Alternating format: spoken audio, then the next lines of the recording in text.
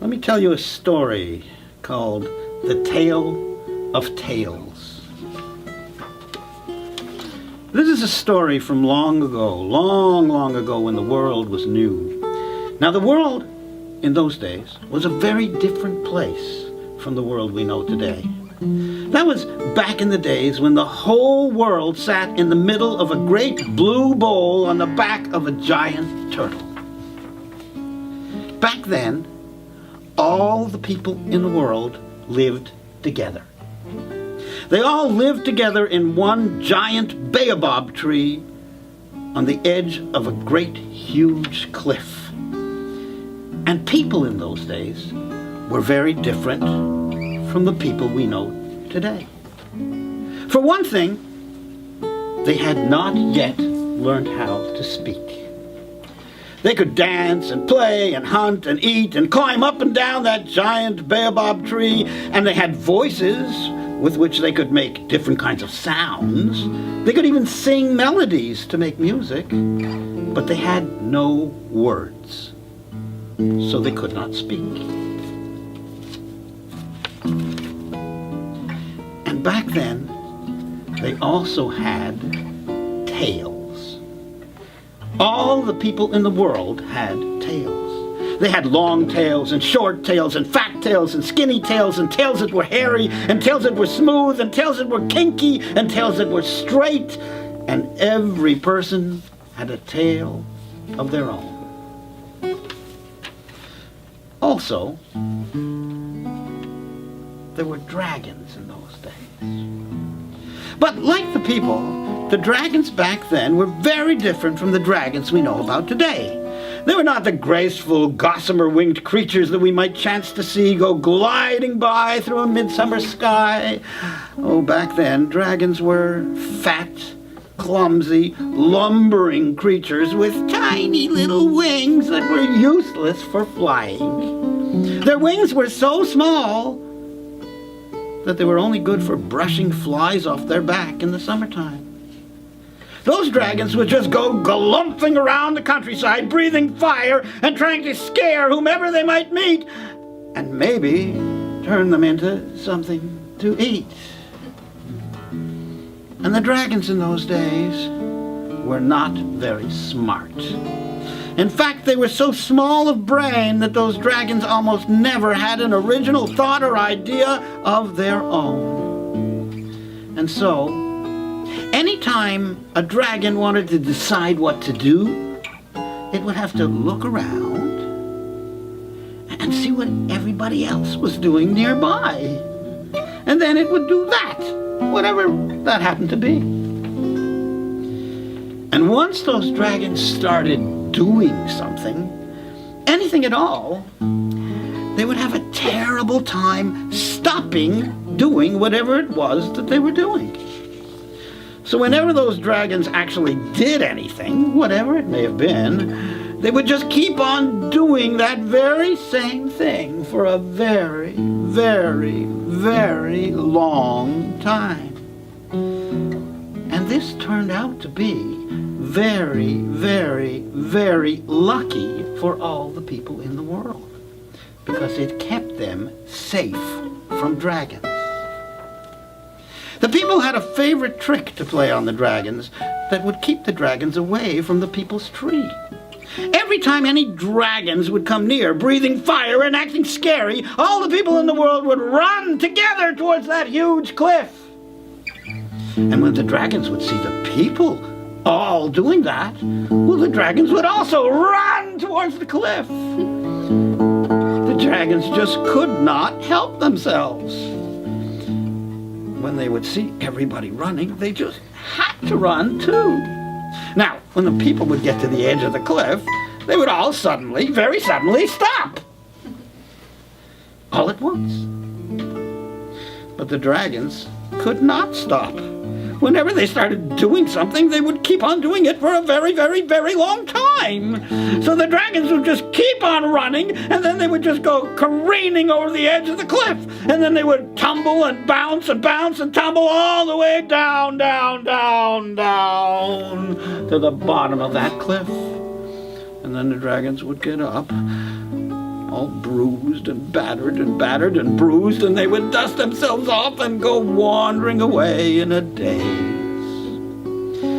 After falling over that cliff quite a few times and not enjoying it one little bit, all the dragons decided to stay away from that baobab tree and leave all the people in the world alone. Except for one dragon, that is. There was one dragon that would just not leave the people alone. No matter how many times it fell over that cliff, it kept coming back, night after night after night. And this is because the people had something that belonged to that dragon, something that it wanted to get back. The people had stolen that dragon's flame. They had stolen that dragon's flame, and they kept it at the foot of their tree, and every night they would gather around that flame to keep warm. And every night, when all the people in the world were gathered around it, the dragon would try to get that flame back. And every night when the dragon would come to try to get that flame back, all the people in the world would run together towards the great high cliff and trick the dragon into falling over it. Night after night after night, that dragon would fall over that cliff, tumble and bounce to the bottom, and then pick itself up, dust itself off, and wander away.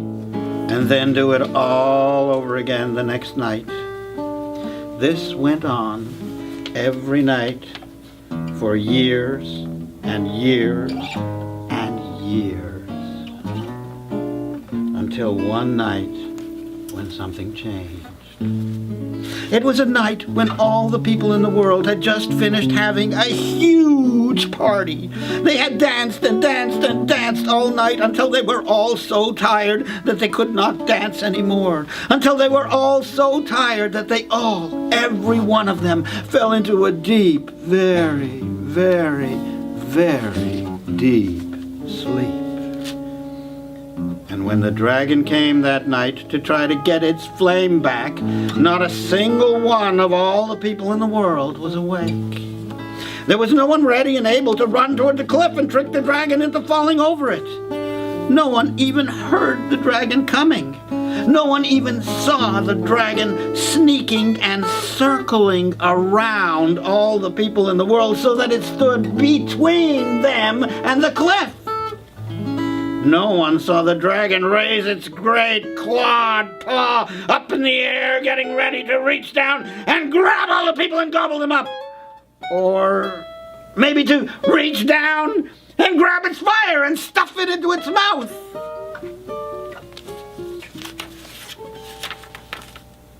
No one even woke up while the dragon just stood there, puzzled, waiting for someone else to show it whether to grab the people or the fire. And then, as it stood there, raised up on its hind legs, its angry eyes flashing, its long teeth gnashing, its great clawed paw stretched up into the sky, ready to come crashing down as soon as it knew what to do, the dragon let out a mighty roar. And when the dragon roared, all the people in the world woke up. They all looked up, and they were all terrified. They didn't know what to do. The dragon was between them and the cliff. They couldn't try their favorite trick of running towards the cliff. They knew that would be running straight into that dragon's waiting jaws. And all the people in the world were very, very, very afraid. Except for one very, very, very little girl who had a very, very, very good idea. She grabbed hold of her tail and she shoved the end of it into her mouth and began to chew. All the people in the world saw her do this, and being very clever, understood right away what she was doing. And they all grabbed hold of their tails and shoved the ends of the tails into their mouth, and they began to chew. And when the dragon saw everyone doing this, it too grabbed hold of its tail and shoved the end into its mouth, and it began to chew. It could not stop itself. Everyone was doing it. But all the people in the world, being very clever, knew that they should only pretend to chew. The dragon, being very small of brain, did not understand, and it chewed away at its tail for real. Pretty soon that dragon had eaten its whole tail. And once it gotten started eating itself, that dragon simply could not stop. After having swallowed its tail, the dragon munched down on its own hind legs. Then the dragon ate its own belly, and then it devoured its own shoulders and front legs, and it kept right on going, eating its own neck, and finally it swallowed its own head. And the dragon disappeared.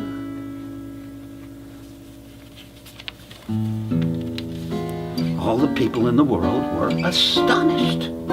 Their mouths dropped open in shock. And when their mouths opened, out fell all those tails, all those wonderfully different tails. But when their tails fell out of their mouths, they came out all changed.